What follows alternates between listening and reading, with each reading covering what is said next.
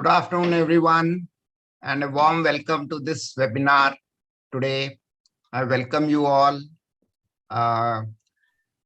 Today's webinar is on the topic of another interesting topic from the investment module, which is relative valuation in market-driven models.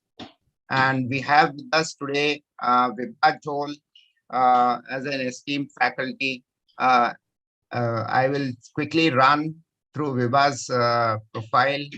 Good afternoon, Vibha. How are you? Good afternoon, sir. Thank you for the opportunity. A very warm welcome to all the participants. Thank you, Vibha. It's nice and it's a pleasure to have you with us today. So, friends, Vibha is a doctorate and is also a chartered accountant. She is a visiting faculty with many institutes, especially to name NMIMS, ICI, VGSOM, and IIT Kharagpur. She has done her FBI program from IIM Indore.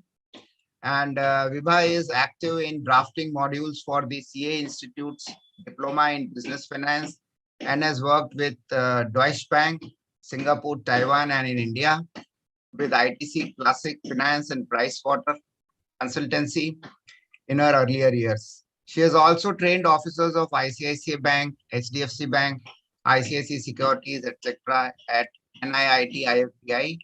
And she has also trained officers of GenPac at NIIT Unica.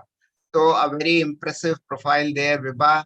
You have impressive, I would say, a very diverse work experience and knowledge. So very happy to have you with us. And over to you, Vibha. Welcome once again. Thank you, sir. Thank you so much, sir. Thank you so much for your kind words. A very warm welcome to the CFP participants. So we'll start the session and the topic is relative valuation.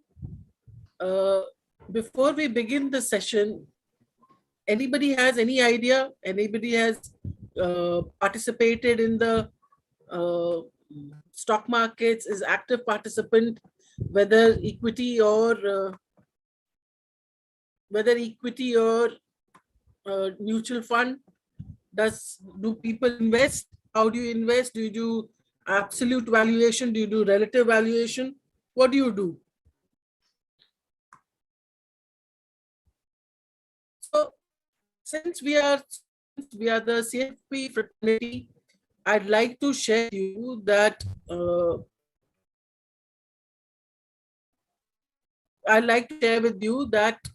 when you want to value equity, when you want to find out whether you should buy a particular company's share or not, right? At that juncture, you have to value the share and find out whether you should buy it at this particular point of time or not. What I'm trying to say is, we all know TCS is a very good company. We all understand Infosys is a very good company.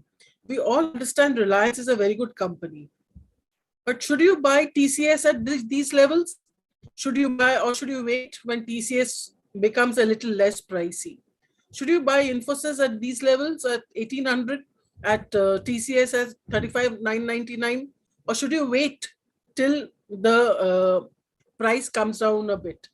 But the flip side to that is, if you wait for the price to come down a little bit, your opportunity to grab a good quality share will be gone forever, right?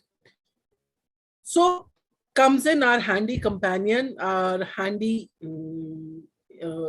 calculation, valuation.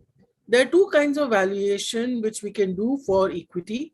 One is absolute valuation and one is relative valuation.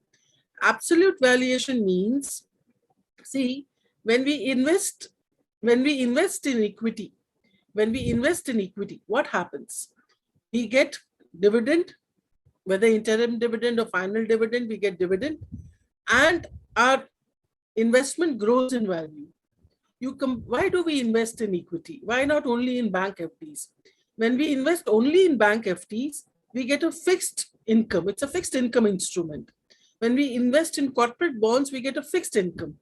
When we invest in government bonds, we get a fixed income. Now, we are youngsters. Many of you are pursuing the CFP. Many of you are fresh CFPs. You are going out in the world and you want to make money. So, equity is one vehicle which gives you superior return. Over the long term, equity gives you 15 to 20% returns. When it gives you 15 to 20% returns, does it mean that you get 15% per annum every year? Then it's not equity, it's a fixed instrument. And no instrument, if I dare stick my neck out, is giving 15% return fixed income anywhere as of now, right? Interest rates in USA are low. Looking to raise interest rates. Interest rates in India have been higher than US for a very long time, attracting FII inflows, foreign institutional investors inflows. So when you have a fixed income instrument, you have fixed income interest. When you invest in equity, you have dividend and you have capital appreciation. So what absolute valuation models do, they say, okay, you say, okay, I will buy TCS today at 35,999, which is the current market price. I will hold it for 5 years. 5 years later, I will sell it. But the next question which crops in is, how do you know 35,999 whether the company is overpriced, underpriced, or fairly priced or rational priced? How do you know? You don't want to buy anything expensive. Warren Buffett has very famously said that you can buy a quality stock, but if you buy it expensive, you're losing more than half of the gains which you would have otherwise got. Now, for equity, for absolute valuation, what happens is you say, okay, I'll buy TCS today, I'll hold it for 5 years, and I'll sell it 5 years later. So when you hold it for 5 years, every year you will get a good dividend. TCS has been a good dividend master, paymaster. So they will give dividend every year. So one dividend, suppose they give 2, 3 interim dividends plus a final dividend. It is staggered throughout the year. And you will sell, you think you'll manage to sell the share for say 7,000 rupees after the end of 5 years. Now this 3,599 market price on the Bombay Stock Exchange, in the National Stock Exchange, is current valuation. It is the money which you will have to put out of your pocket today. But the 7,000 rupees which you think you will manage to sell your share of TCS 5 years down the line is future value. The dividend also which you will get over the years is future value.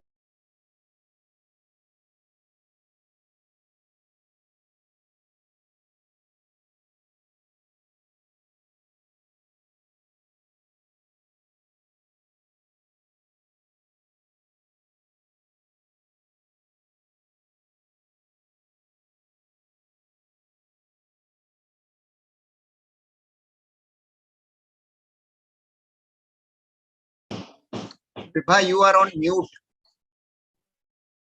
So the dividend discount model, which is an absolute model of valuation of equity share, takes into account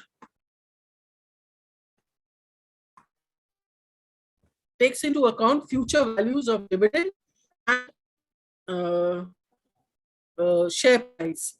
The 7,000 rupees which you will get at the end of 7 years.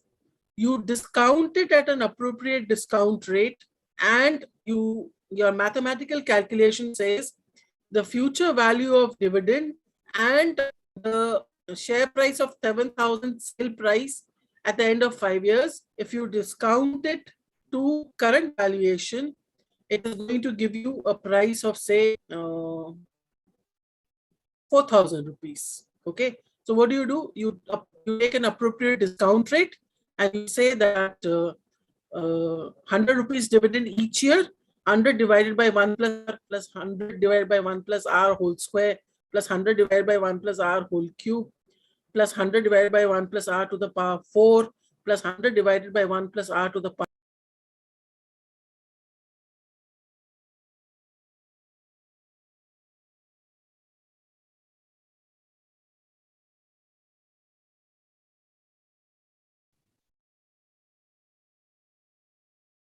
Sorry, we are losing Vibha in between. I think she has a connectivity problem.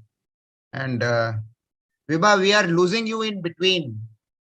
Vibha, and you are on mute. I can I just check. Should I just check quickly or should I continue? We are losing you in between. I mean, you are going off screen and your presentation also goes off screen. So is there any connectivity issue at your end? So I don't think there is a connectivity issue over here. Maybe, are the number of participants too large? Okay, please carry on.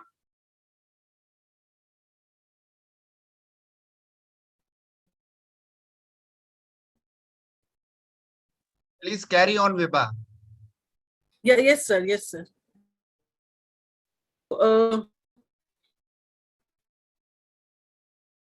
Just give me 2 minutes. I have 2 internet connections. Just give me 2 minutes.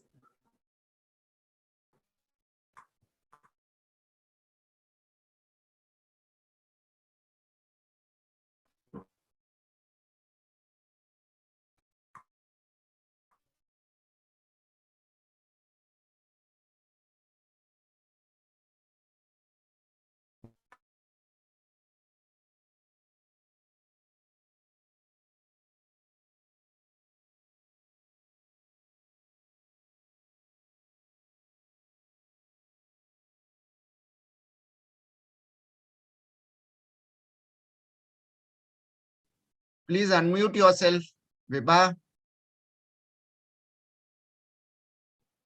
Yes, sir. I think it'll work better now, sir. I have 2 internet connections. Okay, please carry on then and start screen share. Yeah, please carry on. Yeah, yeah. So absolute valuation models, you take into account the future dividend, you discount it at a present value, and you compare it with the current market price.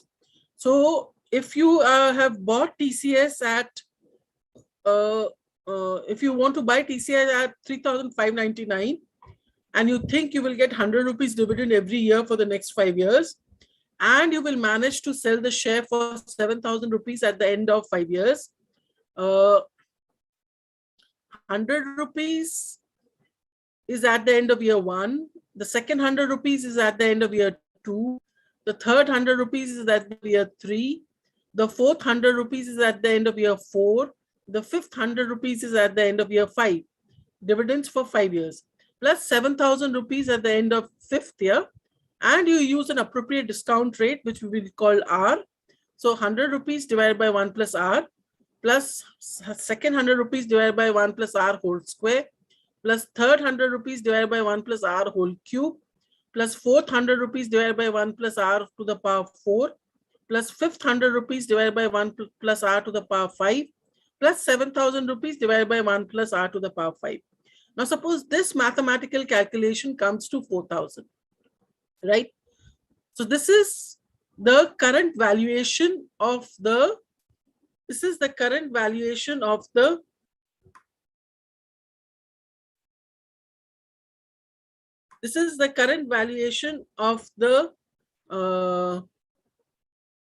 future values.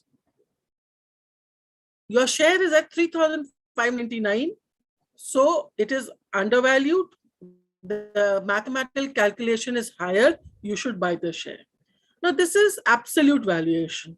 On the other hand, relative valuation, which is the topic which we will discuss in detail today, takes into account ratios: price to earnings ratio, price to book ratio, price to sale ratio, price to free cash flow ratio, EV, enterprise value to EBITDA model. This is what we are going to do today.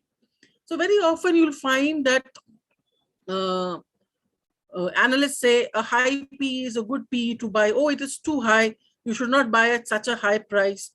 So throw out these notions from your mind that a high PE means you should sell and a low PE means you should buy. You should not think along those lines, right? So suppose you think Infosys, and this is a real life story. Way back about 12, 13 years, 15 years back, Infosys at one point of time was giving a lot of dividend, a lot of bonus shares. So people were buying Infosys even at a PE, price earning ratio of 100, right? 100 means grossly overvalued. What is the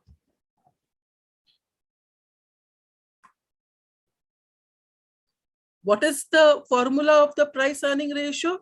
Market price per share divided by earning per share, right? Or market capitalization of the company divided by net profit.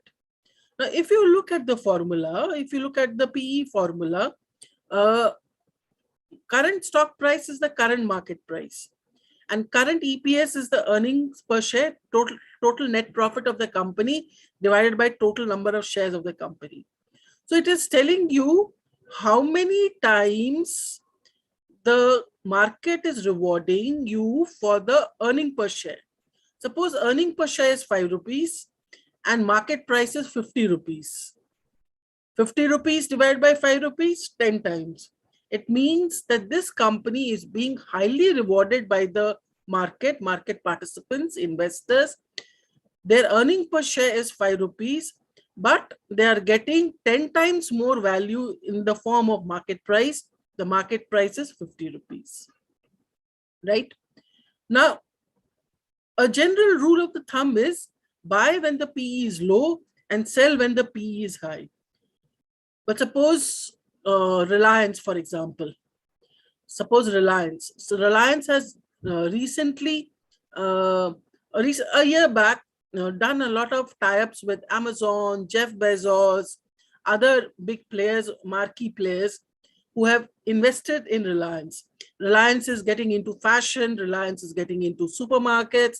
It's no longer a petroleum and oil company. It is getting into telecom. It is getting into various businesses. And what is Reliance's PE? Reliance's PE, this is from Bloomberg. This is as of 12th March 2022. At the market price of 2399.15, Reliance had a PE ratio of 29.51, right? And the industry PE was 13.73. So Reliance was trading at a higher valuation than industry. Now, does that mean that you don't buy Reliance at these prices? Does that mean that you don't buy Reliance at such a high PE? No, it does not mean this. Reliance has entered into a lot of strategic alliances whereby it is expected going forward in the future, they will have a lot of profitability. Their profitability will increase dramatically by foraying into different industries, and the young generation, the children, are taking the helm.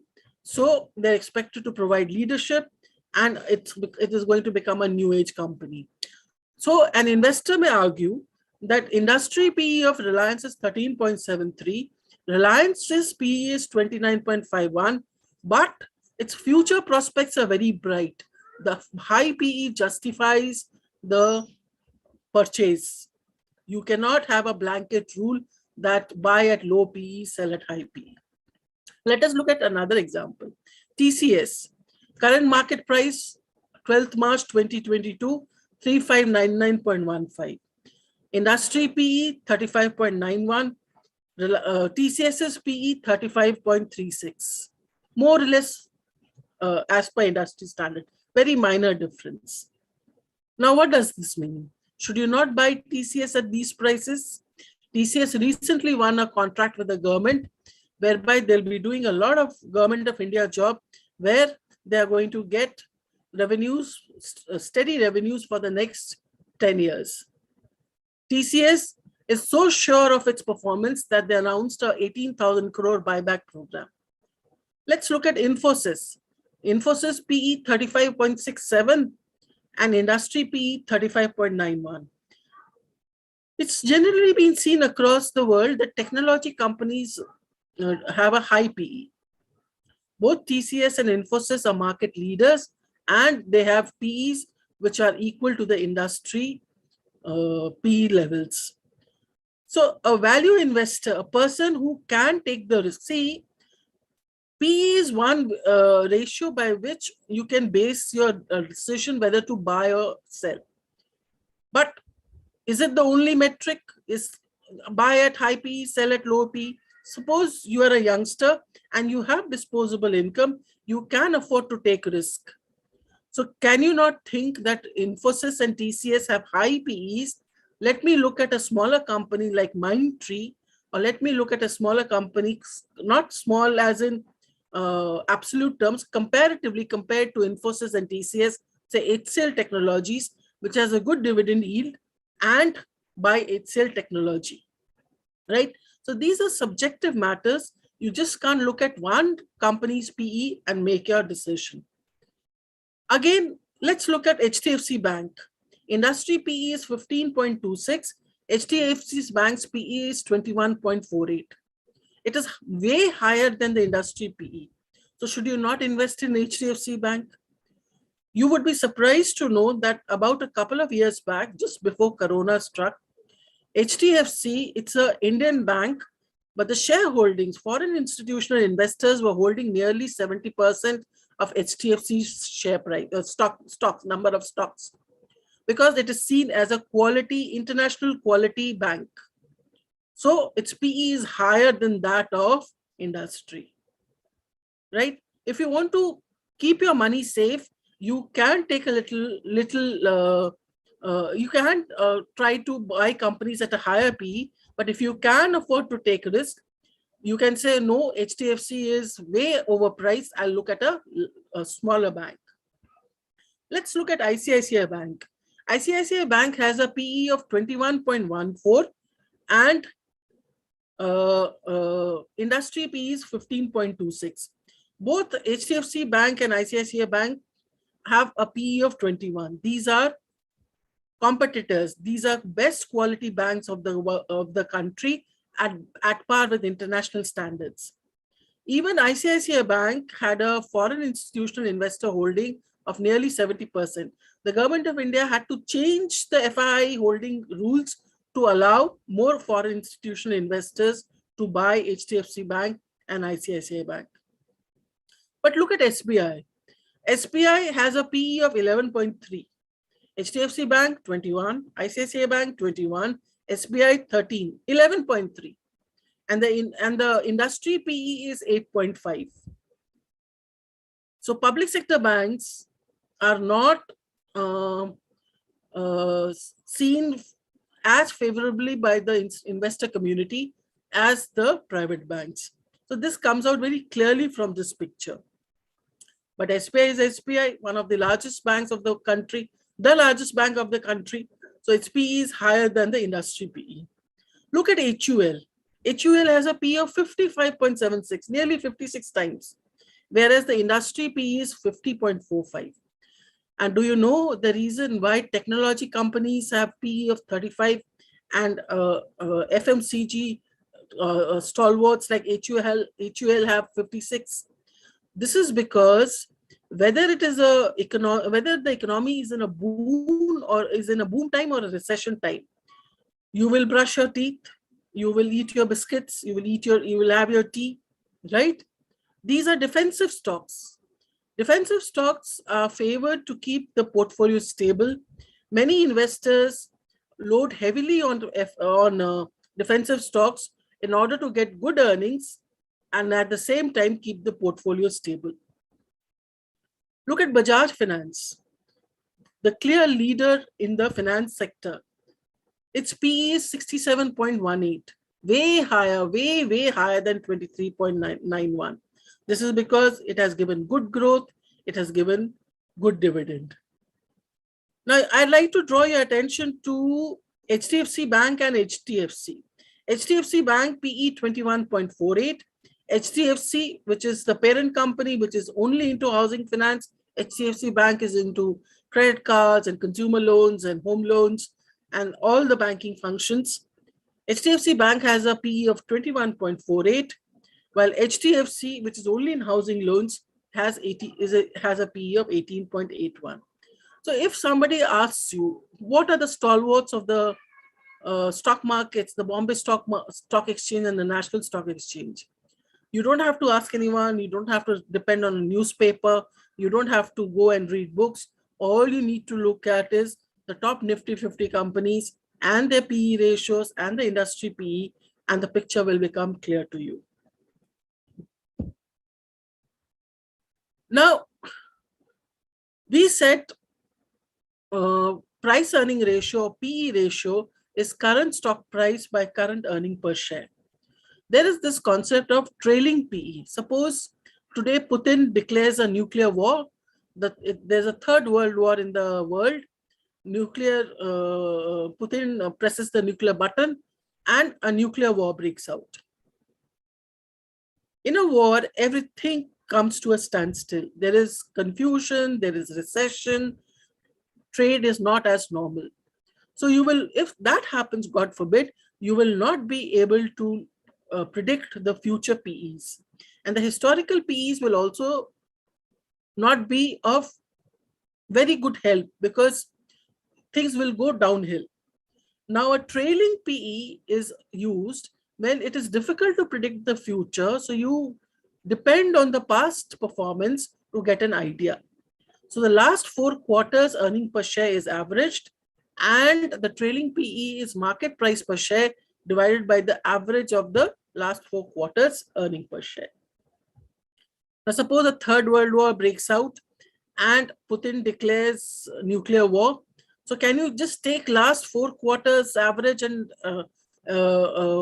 base your stock buying decision on that? Is it that simple? I'm afraid it is not that simple. You'll have to factor in more to the trailing PE. You'll have to adjust it, normalize it to see that it is more reflective of the current circumstances. Like you can calculate a trailing PE, you can also calculate a forward PE. A forward PE is when you take the earning per share at the end of next year and your PE, forward PE is market price per share divided by EPS at the end of next year. So suppose there is a corona, there is a divestiture, there's an acquisition, World War III, the fundamentals change and you'll have to normalize. So normalization can be done by taking historical average earning per share. You can take book value into average return on equity over a long term, over a full cycle, where you have a boom, you have a recession, you have a full economic cycle. You can take long-term assets into long-term return on assets. You can take shareholders' funds into return on equity. Like you have an industry PE, you have a stock PE, you also have an index PE, Nifty 50 PE. The Nifty 50 PE about 2-3 days back was 20.09. How do you calculate the Nifty 50 PE? There are 50 companies on the National Stock Exchange. You take the market capitalization of the 50 companies divided by the earning per share of the 50 companies, you get a Nifty PE. So the Nifty PE was 20.09 and stock market pundits were calling it expensive. Over the last 1 year, the Nifty 50 PE has touched a high of 42 and a low of 25.21. Historical average has been between 10 to 30. So we are clearly breaking away from the historical averages and climbing new highs, but subject to Corona fourth wave, subject to Putin. Nifty dividend yield is 1.30. And the interest rates and inflation story goes somewhat like this. When inflation is high, banks need to, the central bank needs to keep rates high. So banks and NBFCs manage to lend at higher rates. Compare that to a lower inflation regime where central bank keeps the rates low and banks and NBFCs lend at a lower rate. So that affects the earning per share and therefore affects the PE. Technology companies I have talked about. We'll do a simple sum over here. Stock X is trading at a current market price of 100. Market price currently is 100. its earning per share is 10 rupees. So if you take the total profit of the company divided by number of shares, that comes to 10. What is the PE ratio? Market price per share divided by earning per share, 100 divided by 10, 10 times. Suppose you have to calculate the trailing PE. The PE last quarter one was 10 rupees, quarter two was 15 rupees, quarter three was 13 rupees, quarter four was 10 rupees. So the trailing EPS is market price per share by the average of the earning per share over the last quarter, 100 divided by 12, that works out to 0.833. What is the forward PE if EPS is expected to increase to rupees 20 per share next year? Forward PE is earning per share next year. So current market price 100 divided by earning per share over the next year 20 rupees. So forward PE is 5 rupees. All these PEs have a place under the sun. They're used at various times. You have to be discerning enough to know when to use a PE, when to use a forward PE, and when to use a trailing PE. The next ratio which we will talk about is price to book ratio, PB ratio. Price to book ratio is market price per share divided by book value per share. Okay, it is the value of market value of common shareholders equity divided by book value of common shareholders equity. How do you get the book value of equity? You take out preferred stock. Preference shares do not find a place in the price to book ratio. Or you can take total assets, balance sheet side, total assets minus total liabilities minus preferred stock. Total liabilities meaning bank dues, not total liabilities as in the liability side of the balance sheet. Now, this price to book ratio does not take into account the human value, the human capital. One may be a restaurant making food, and another may be a software company. The human value is not taken into account. The brand value, if it is valued by experts and shown on the balance sheet, it gets captured. Otherwise, PB ratio does not also take into account the brand value. Suppose different companies have different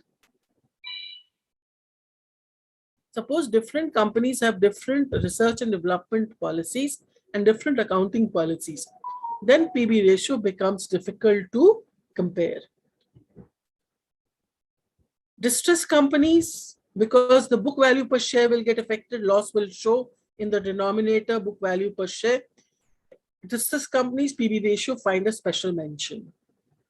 Now, suppose there's a company which is outsourcing its work and has a very light balance sheet vis-a-vis a manufacturing company like, say, ITC, which has plants and godowns and factories and warehouses. Its balance sheet is very heavy. So you will find it difficult to compare across them. Suppose LIC IPO comes out in April, right? Its number of shares will change. Its book value per share will change. So the PB ratio will also have to be normalized. Like for inflation and technology, if when there is inflation, ITC will buy wheat at a higher price, will buy sugar at a higher price.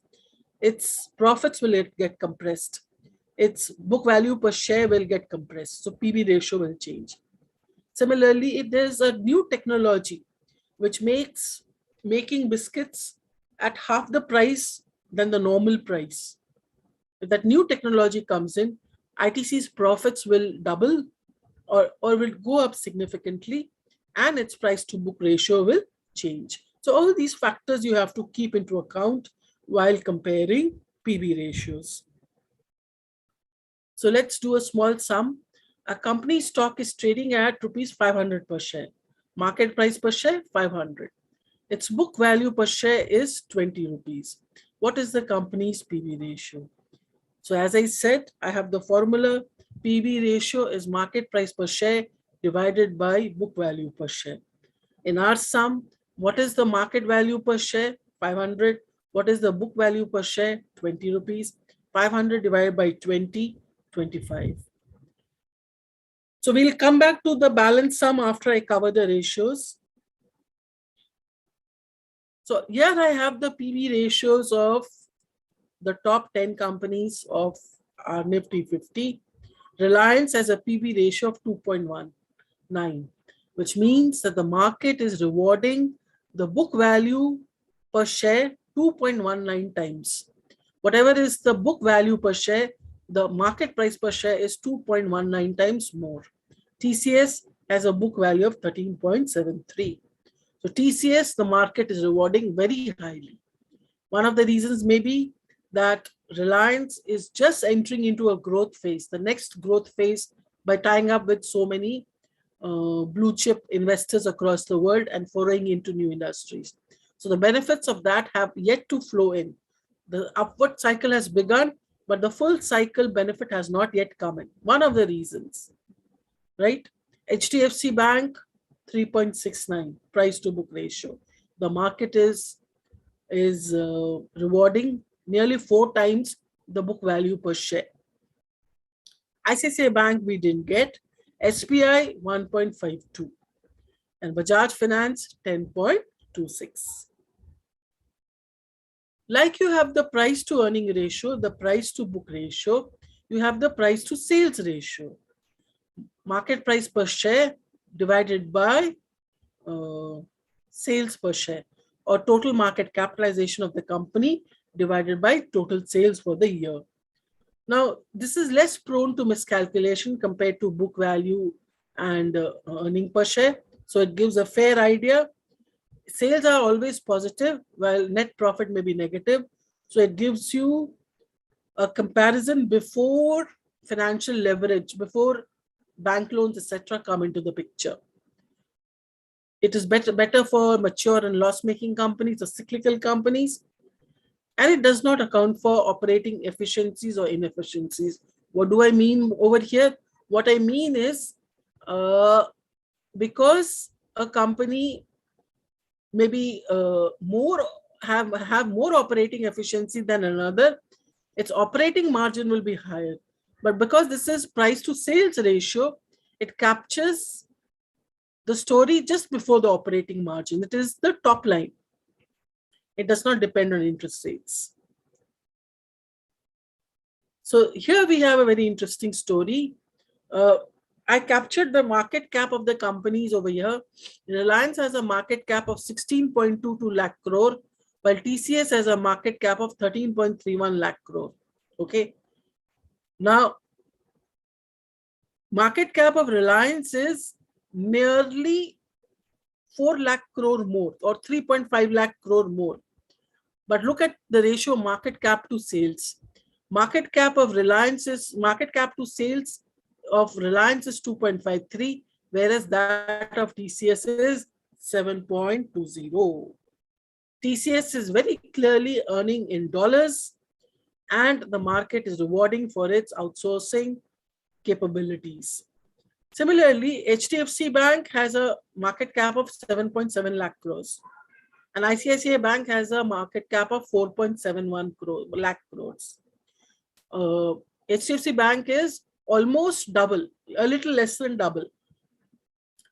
But the market cap to sales of HDFC Bank is 5.82, while that of ICICI Bank is 5.08. With double the market cap to sales ratio is more or less the same. Right? HDFC, the housing company, it has a market cap of 4.04 and it has a market cap to sales of 2.96. Bajaj Finance has a market cap almost same as HDFC, and it has a market cap to sales ratio of 13.4. Sales is less. Sales is less for Bajaj Finance compared to HDFC. The market is rewarding Bajaj Finance for the dividends it pays out. Price to cash flow ratio. Now here we consider free cash flows. What are free cash flows? Cash flow for the company less cash flows meant for capital expenditure. So in a company, you have three kinds of financial stakeholders. You have the equity holders, equity shareholders, you have the debt holders, and you have the preferred holders. So what are we doing? We are here comparing what are the free cash flow free cash flows available to reward the financial stakeholders. Okay. And free cash flow will not always be positive. It can be negative. What is the formula? Formula is market price per share divided by free cash flow per share. A trailing price per free cash flow method is used. You use free cash flows over the last year. Yeah, you can correlate with this theory of Satyam. Satyam was a company where there was a fraud in Hyderabad. The promoter of the company was siphoning out funds. In these public companies, they have to present quarterly reports and have analyst calls. One analyst, and how was he? Why was he siphoning out funds? His son, Ramalinga Raju, the promoter, his son had a company called Metas.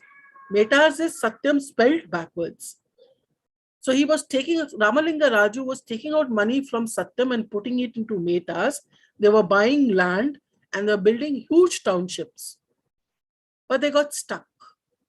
Ramalinga Raju had thought he would sell the townships, earn a profit, and return the money to his company. But they got stuck, they could not sell, and the money was locked up. This happened over a period of 7 years. One of the analysts asked Ramalinga Raju a couple of times, and he was taking out money, so there has to be some way to account for it. He was showing fictitious bank deposits on the balance sheet. Bank deposits to the extent of 9,000 crore. So one of the analysts asked Ramalinga Raju a couple of times, why do you have so much high bank deposits? Ramalinga Raju gave some kind of an excuse, and the story broke out much later. If that analyst had persisted in his thought, he would have cracked this fraud story much earlier. And why am I sharing it with you here? The minute you see a negative free cash flow, you have to dig deeper. You have to analyze deeper whether there is a real reason to it or maybe something is wrong. So our poster boy of our stock markets, Reliance, its price to free cash flow is negative. So what do you think? There's a fraud going on at Reliance? I don't think so. There's a fraud at Reliance.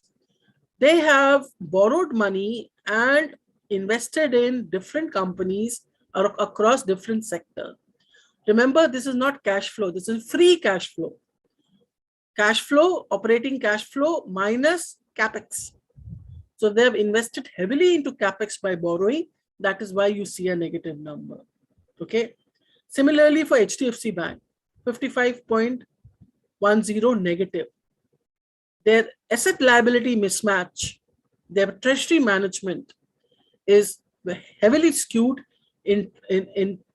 towards liabilities. They have more liabilities than interest-bearing assets as of now. This will change, right?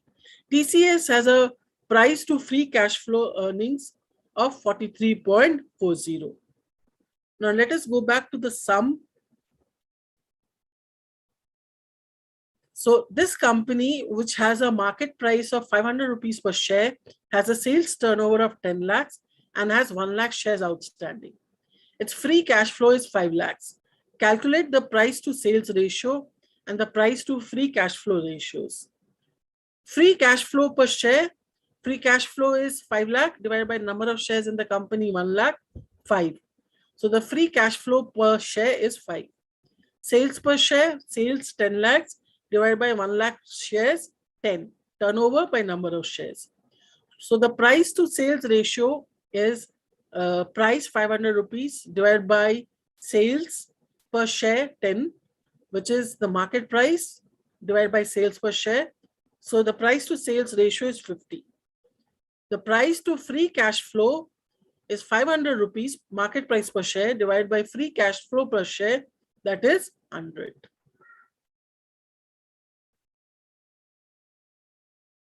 And the last ratio which we have for you today is enterprise value by EBITDA. What is EBITDA? Earnings before interest, tax, depreciation, and amortization.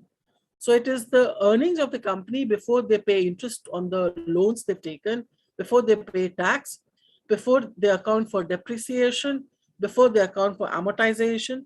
And incidentally, depreciation and amortization are both non-cash expenses, but it affects your net profit and hence your tax outgo. And of course, dividend for the equity shareholders. So the denominator is EBITDA and the numerator is enterprise value. Enterprise value is market value of the equity shares plus market value of debt minus cash. So if a company needs to be acquired, so the purchase consideration will take into account the market value of equity, because you can sell the equity in that at that market price, market value of debt minus cash flow available. So you are not considering book values over here, you are considering market values. So it is more reflective of the current market condition of the company and hence linked to the purchase consideration. Please remember over here, you will consider value versus value firms. So TCS and Infosys, you will not consider Reliance versus, say, Deepak Nitrite. Okay. So it is comparable across companies of different capital structures. An EBITDA, an enterprise value divided by EBITDA of less than 10 is considered good. Nifty 50 had an EV by enterprise value by EBITDA of 10.37 in April 2019.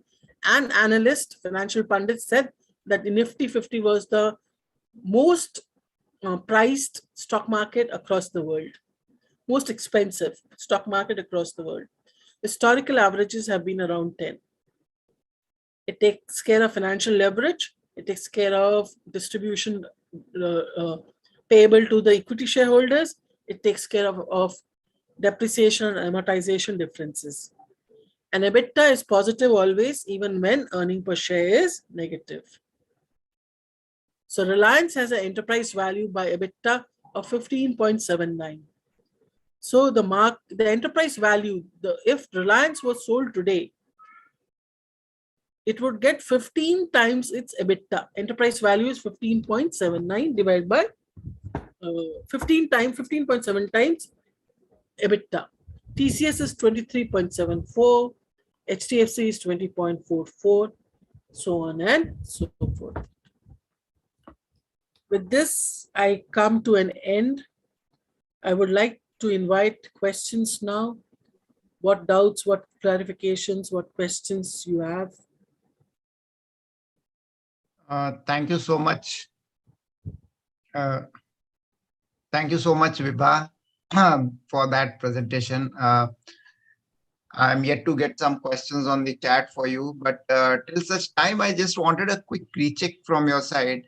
I mean, as you discussed the EV to EBITDA, so does it really mean that a low EV to EBITDA ratio is favorable for a stock or a high EV to EBITDA ratio is favorable? What does the number indicate if we compare two EBITDA ratios? Let's say, for example, between Reliance and TCS. So one is showing as 15.79 and the other is showing as 23.74.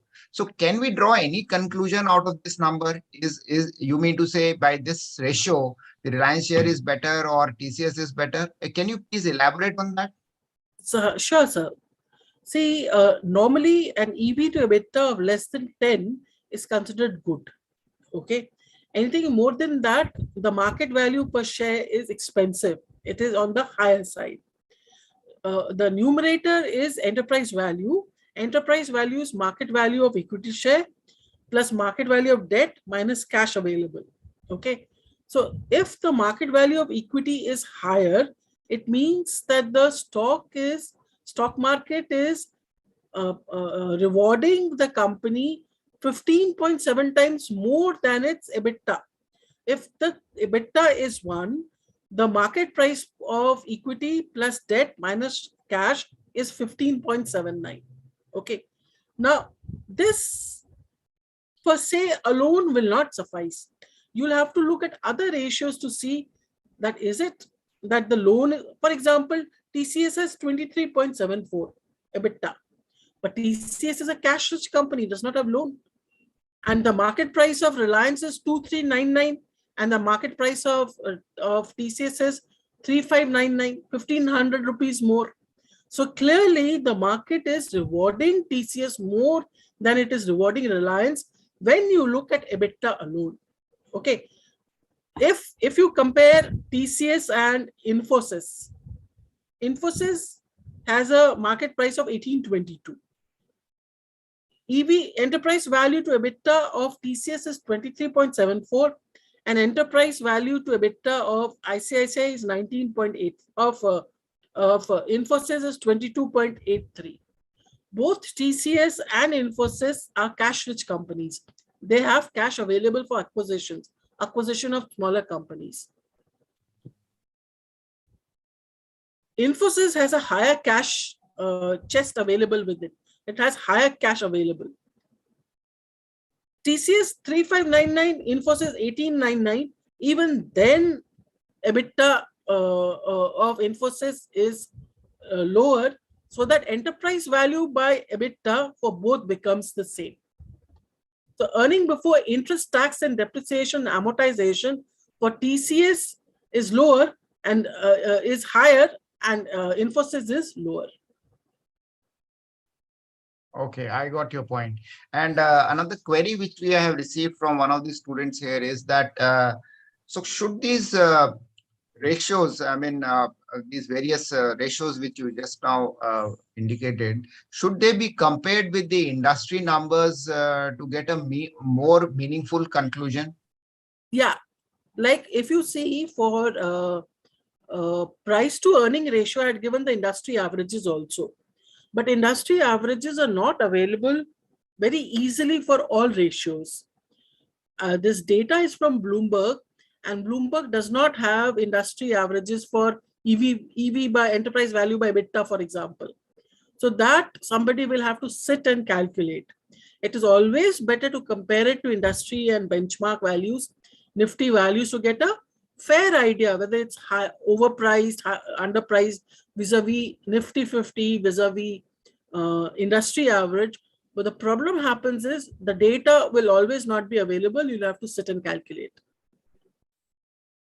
Okay, I got your point. So there is no ready-made kind of data which is available, and even if we want to find out, then we have to go stock by stock and then do the calculations. Thank you, Vibha.